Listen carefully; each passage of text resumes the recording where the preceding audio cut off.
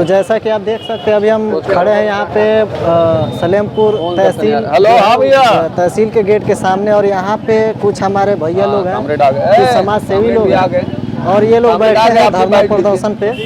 जैसा कि आप देख सकते हैं यहाँ पे लिखा हुआ है बैनर पे, मांगे हमारी पूरी हो चाहे जो मजबूरी, सड़क हमारा अधिकार।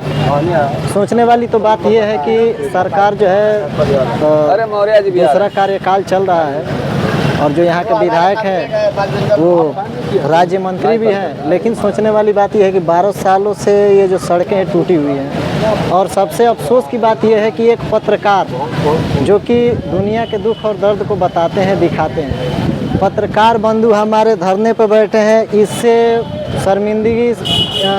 बड़ी शर्मिंदगी की कोई बात हो ही नहीं सकती है। तो आइए हम इनसे बात करते हैं और देखते हैं कि क्या मामला है।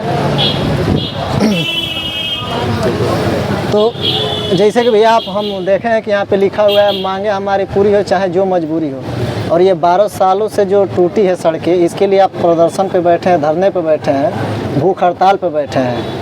और सबसे बड़ी बात यह है कि आप एक पत्रकार हैं, तो कृपया आप हमारे दर्शकों को अपना परिचय देने का कष्ट करें। देखिए, पहले तो बहुत बहुत धन्यवाद कि आप यहाँ तक पहुँचे हैं, क्योंकि गोदी मीडिया और चाटुकार मीडिया को इन सब चीज़ों उसका हम लोगों ने आंदोलन किया था। हुआ था और मैं उसको कवर करने गया था। ठीक है, मैं आपको अवगत करा रहा हूँ। और एक लड़का मेरा बैठा था वहाँ पे, 55 घंटे बाद उसकी मांग पूरी हुई। ठीक है, और माननीय मुख्यमंत्री जी के जिले की वो सड़क थी और बहुत बुरे कंडीशन में थी। वो 10 साल से टूटी हुई सड़क थी, और आज हमारी सड़क जो है 12 साल से हम झेल रहे हैं। और बड़ा दुर्भाग्य है कि मैं उसी गाँव में रहता हूँ, प्यासी में, जिस गाँव को सांसद कलराज मिश्रा जी ने गोद लिया था। और सलेमपुर से प्यासी महज 6 किलोमीटर का सफर है, और 6 किलोमीटर सफर को हम लोग को तय करने में समझ लीजिए कि 1.5 घंटा लग जाता है अगर आप ऑटो से जाएंगे तो। ठीक है, आप गोरखपुर से सलेमपुर आ जाएंगे, आपको कोई तकलीफ नहीं होगी। लेकिन जब हमारे लोग यहाँ से प्यासी जाते हैं तो उन्हें बहुत तकलीफ होता है, और तकलीफ तो मैं झेल लूंगा, लेकिन डेली हमारे क्षेत्र की बहन बेटियां झेलती हैं, जिनको सलेमपुर पढ़ने आना होता है, जिनको हॉस्पिटल आना होता है, जिनको अपने सब्जी साग के लिए आना होता है, वो डेली सफर करते हैं और वो डेली झेलते हैं। तो उनकी पीड़ा को देखने वाला कोई नहीं है। मैं आपके माध्यम से बता दूं कि कम से कम मैं 40 बार इस वीडियो को मैं दिखा चुका हूं अपने पोर्टल से, अपने न्यूज चैनल से, लेकिन कोई सुनवाई अभी तक उस पर हुई नहीं।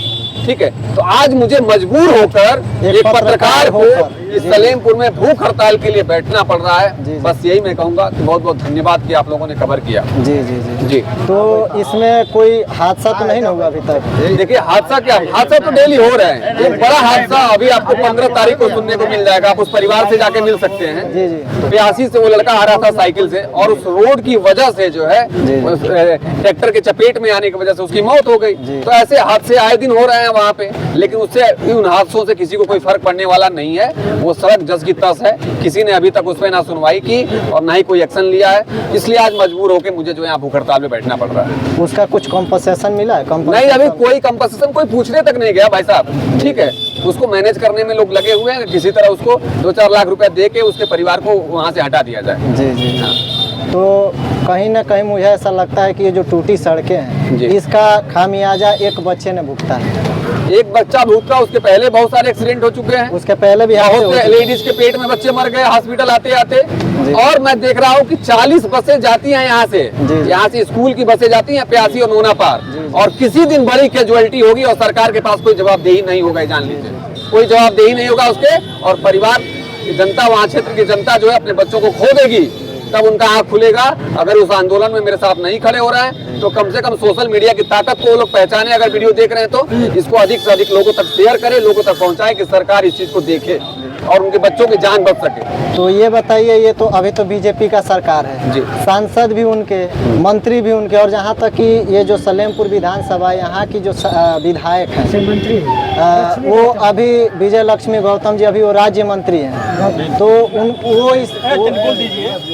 वो इस मामले में कोई संज्ञान ली या नहीं ली? मतलब परिवार वाले से मिली या नहीं मिली? क्या वो बीजेपी के मंत्री हैं? वो बीजेपी के मंत्री हैं, जनता के मंत्री नहीं है। ठीक है, अगर जनता के मंत्री होंगी तो मंत्री रहती तो जनता के बीच जाती हो, जनता के दुख दर्द को देखती, ठीक है। तो कहीं से न कहीं से वो बीजेपी के मंत्री हैं और उनसे हमको नहीं उम्मीद लग रहा है कि वो आके जनता के दर्द को जानेंगी, पहचानेंगी, ठीक है। जनता को खड़ा होना पड़ेगा, जनता को अपनी आवाज बुलंद करनी होगी, तब शायद बड़े लोगों तक या मुख्यमंत्री तक हमारी आवाज पहुंच पाएगी, क्योंकि मुख्यमंत्री तक हमारी आवाज नहीं जा पा रही है। जनता जब तक कोशिश नहीं करेगी सोशल मीडिया के तहत और सब चैनलों के तहत, तब तक हम हमारे लग रहा है कि इन क्षेत्रीय नेताओं के वजह में हमारा काम होने वाला नहीं है। तो अभी ये बताइए, मान लीजिए आप तो हड़ताल पे बैठे, आपके साथ ये 4-5 लोग जो भी बैठे हैं, लेकिन यहाँ की जो जनता है क्या सोई हुई है क्या? वो उनको कौन जगाएगा? मैं एक बात कहना चाहूंगा कि वतन की फिक्र करो दोस्तों, मुसीबत आने वाली है और तुम्हारी बर्बादियों के मशवरे हैं आसमानों में, नहीं संभलोगे तो मिट जाओगे और तुम्हारी दास्तां भी न होगी दास्तानों में, ठीक है। जो जिंदा लोग हैं आज भी बोल रहे हैं, जो जिंदा लोग हैं वो आज भी चल रहे हैं, जो जिंदा लोग हैं आज भी सवाल पूछ रहे हैं, और मरे हुए लोगों को कुछ चिंता करने की मुझे जरूरत नहीं है, ठीक है। वो सोच रहे हैं कि मेरे ऊपर नहीं अगर आए तो एक दिन उनके ऊपर भी वो आग जाएगी, वो आग उनके ऊपर भी लगेगी और उनके घर भी कैजुअलिटी होगी, तब दुनिया के लोग तमाशा देखेंगे, ठीक है। तो मैं उनसे कोई उम्मीद नहीं रखता हूँ। अगर वो रोड नहीं बनता है जी, और किसी दिन कहीं जैसा कि आप बताए हैं कि स्कूल बसें जाती हैं, अगर कोई हादसा, कोई बस जो हादसे की चपेट में आता है तो इसका जिम्मेदार कौन होगा? PWD के अधिकारी जिम्मेदार होंगे, यहाँ का क्षेत्रीय विधायक जिम्मेदार होगा, यहाँ का क्षेत्रीय सांसद जिम्मेदार होगा, यहाँ के जो जिला पंचायत है वो जिम्मेदार होंगे और उस क्षेत्र का प्रधान जिम्मेदार होगा जिन्होंने इसके लिए आवाज नहीं उठाया। जी। और मैं बार बार आपके चैनल के माध्यम से अवगत करा रहा हूँ, ठीक है, कि निगम जी ने आवाज उठाई है और निगम जी उस समय सवाल पूछेंगे इनसे कि तुम कहाँ थे जब निगम जी बात कर रहे थे, निगम जी यहाँ का अधिकार की लड़ाई लड़ रहे थे। जी। चलिए, आपसे मिलकर मुझे बहुत अच्छा लगा जी, बहुत बहुत धन्यवाद आपको। धन्यवाद।